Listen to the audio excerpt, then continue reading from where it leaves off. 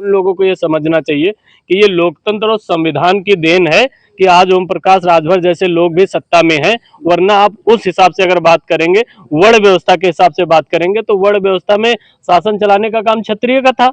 मतलब कहीं ना कहीं संविधान को वो तवज्जो नहीं देते हैं, और कल को अगर वो और ताकतवर हुए तो संविधान बिल्कुल खतरे में है। में मायावती जी उभरी, लालू जी उभरे, मुलायम सिंह उभरे, तो उन्होंने उस चीज को खत्म कर दिया। और नई पीढ़ी अब उस दर्द को नहीं जानती है। का बेटा अगर आईएएस बन जाता है तो अच्छे अच्छों को उनको सलाम करना पड़ता है, तो उनको सलाम करना, उनको सम्मान देना इन लोगों को अखर रहा है। भाई, अखिलेश जी ने अभी इटावा वाले मामले पे कहा था प्रेस कॉन्फ्रेंस करके कि आपको पीडीए के लोगों से इतनी ही दिक्कत है कि जो दान दक्षिणा चंदा आप लोग लेते हैं वो लेना बंद कर दीजिए। और आज आजमगढ़ में समाजवादी पार्टी के कार्यालय का उद्घाटन हुआ। वहां पर खबर ये आ रही है कि वहां पर जो उसका पूजा पाठ गृह प्रवेश की जो विधि है वो एक कुशवाहा समाज के लड़के ने कराई है। क्या लगता है कि बदलाव कहीं ना कहीं शुरू हो गई है क्या? देखिए, एक जो ये बीजेपी अभी तक एजेंडा चला रही है या जिस पर काम कर रही है या जिस मुद्दे पर ये चुनाव जीतती आई है वो है हिंदू। और हिंदू में हमेशा बोलते हैं कि आप में एकता होनी चाहिए, लेकिन वो इटावा वाले कांड ने ये पूरी तरीके से स्पष्ट कर दिया कि जो हिंदुओं की एकता ये नहीं चाहते, हिंदुओं की एकता ये वोट के टाइम चाहते हैं, लेकिन बाकी जगह पर आज भी इनके अंदर असमानता वाली सोच बराबर भरी पड़ी हुई। बाकी जो आपने कहा कि वहां पर उन्होंने मतलब किसी कुशवाहा समाज के उनसे करवाई है, तो उन्होंने एक अच्छी पहल दी है और उसको जो है भारतीय जनता पार्टी को अप्रिशिएट करना चाहिए कि ये तो झूठा गाना गा रहे हैं कि हिंदू एक है, हिंदू समान है। अखिलेश यादव जी ने अगर ऐसी पहल करी है तो उन्होंने बताया है कि अगर आपके ज्ञान है तो आप जो है पूजा पाठ करवा सकते हैं, आप किस तबके से आते हैं इसका कोई मतलब नहीं है। देखा गया कि अखिलेश जी आमतौर पर जो भी ट्रेंड चलाते हैं या जो भी वो कुछ करते हैं वो उनके कार्यकर्ताओं में या समूचे यूपी में उसका असर दिखाई देता है। जैसे पीडीए गमछा वो लाए, देखा गया कि पूरे यूपी में फैल गया। और आज आजमगढ़ में जिस तरह से जो घटना हुई कि एक ब्राह्मण व्यक्ति से वो गृह प्रवेश न करा करके ओबीसी समाज के पीडीए के व्यक्ति से कराई है, क्या अब लग रहा है कि उत्तर प्रदेश में जो ब्राह्मण लोग हैं उनकी दुकान अब बंद हो जाएगी, पीडीए समाज के लोग उनसे पूजा पाठ नहीं कराएंगे? शुरुआत हो गई है। देखिए, मैं उन लोगों से सवाल करना चाहूंगा, आप मुझसे सवाल कर रहे हैं, और मैं उन लोगों से सवाल करना चाहूंगा जिन्होंने अपने आप को हिंदू मानकर भारतीय जनता पार्टी को वोट दिया।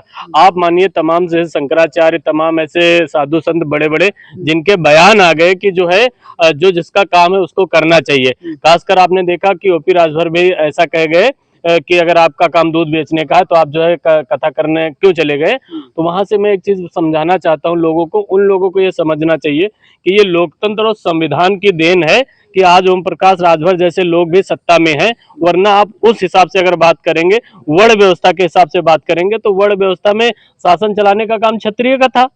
उस हिसाब से देखा जाए तो कल को ये भी कहा जाएगा, और मेरे हिसाब से आप लोगों को जिन भी साधु संतों और शंकराचार्यों ने ये कहा है उनसे जाकर एक बार पूछना चाहिए कि शासन किसे चलाना चाहिए, तो उससे उनकी मंशा निकल कर आ जाएगी। क्योंकि अगर आप जातिवाद वाली बात कर रहे हैं तो फिर वो भी आ जाएगी। इसका मतलब कहीं ना कहीं संविधान को वो तवज्जो नहीं देते हैं, और कल को अगर वो और ताकतवर हुए तो संविधान बिल्कुल खतरे में है।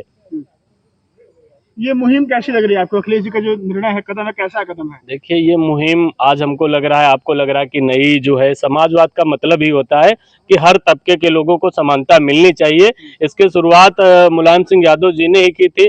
अब क्या होता है कि कई हम लोग ऐसे तमाम सोशल मीडिया और मीडिया के दौर में ये भूल गए, समाजवाद का मतलब ही है कि हर एक व्यक्ति को समानता का हक मिले। अगर उसमें योग्यता है तो वो जो है फौज में भी जा सकता है, वो जो है पूजा पाठ भी कर सकता है। तमाम ऐसी चीजें हैं मतलब जिसमें किसी तरीके की कोई बाध्यता नहीं है। अच्छा, एक चीज और आप बताइएगा, अभी जैसे एक चर्चा चल रही है, आरएसएस के कार्यकर्ता हैं, उन्होंने कहा कि संविधान से समाजवाद और धर्मनिरपेक्ष जो दो शब्द हैं उनको निकाल दिया जाना चाहिए। क्या लगता है इसका क्या असर होगा? देखिए, आपको एक चीज मैं बता दूं, आप जब, क्योंकि हम आप युवा है, 30-32 साल 35 साल उम्र है, लेकिन आज से आप 1970-80 में चले जाइए तो एक फिल्में देखते होंगे कि उसमें अक्सर विलेन का नाम ठाकुर रखा होता था। तो ये नहीं है कि फिल्में समाज का आईना होती है, तो उसका मतलब था कि जो सामंतवाद है, जो पूंजीपति, जो मजबूत लोग हैं, वो शोषण कर रहे थे। लेकिन 20-25 सालों में मायावती जी उभरी, लालू जी उभरे, मुलायम सिंह उभरे, तो उन्होंने उस चीज को खत्म कर दिया। और नई पीढ़ी अब उस दर्द को नहीं जानती है, तो इसलिए जो है इस तरह की चीजें हैं। मतलब आपका सवाल की मैं जरा समाजवाद और हाँ, तो वो संविधान, तो संविधान एक ऐसी मतलब अमृत निकल कर आया जहां पर जो पिछले जो वर्ण व्यवस्था थी, जो महिला उठाने का काम करते थे, खासकर आप दलितों के साथ देखिए।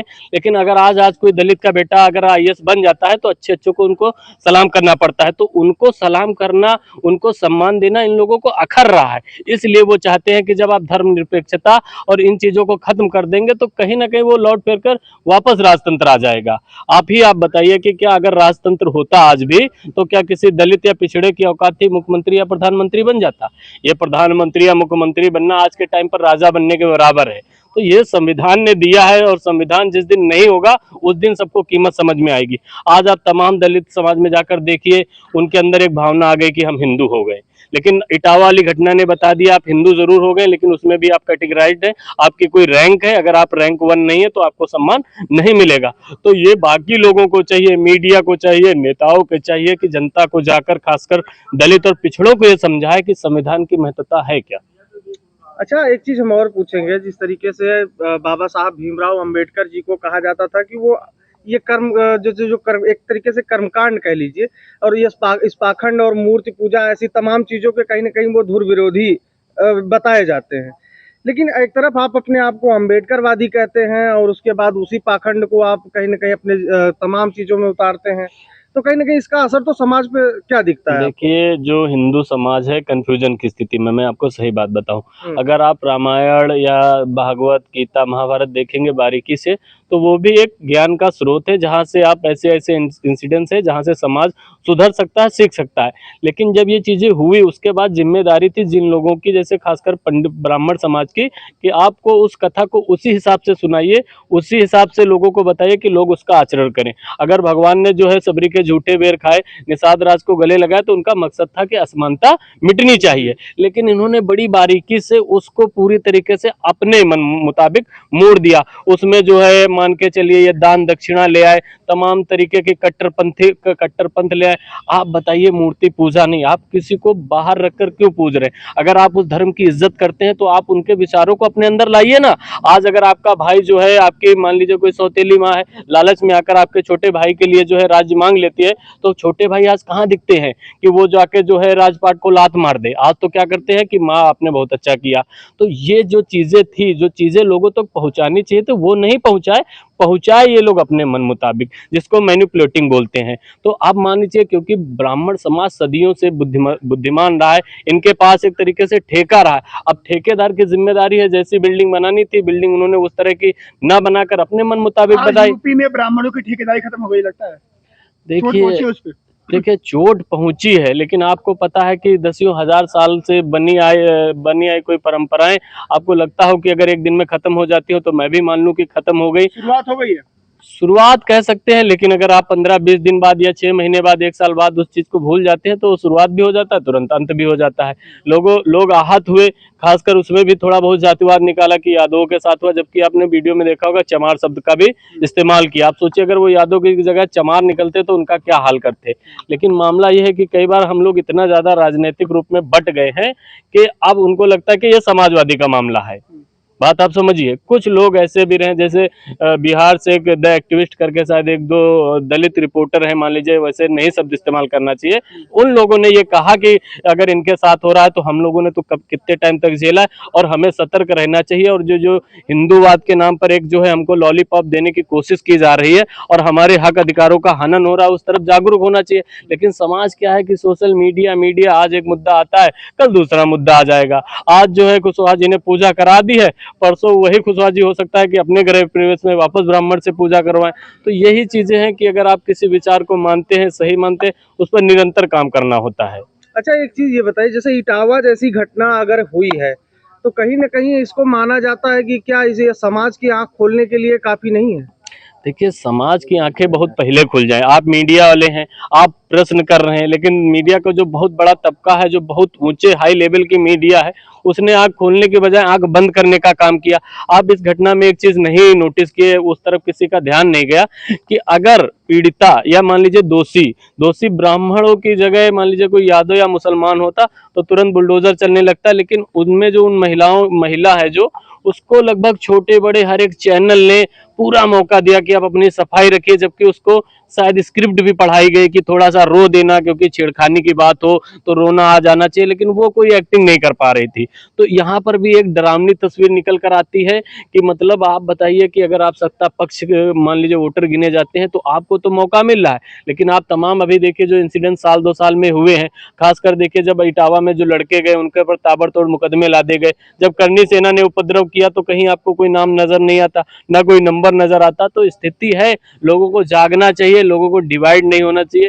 पीडीए अभी तक लोग नहीं समझ पाए। पीडीए का मतलब अगर मैं एक लाइन में बोलना चाहूं तो वो लोग जिनका शोषण हजारों 10-10 हजारों साल हुआ है, अगर उनको 10-20 साल थोड़ी सहूलियत मिल गई लालू यादव जी के आ जाने के बाद, मायावती जी के आ जाने के बाद, तो उनको लगता है कि सब मिट गया।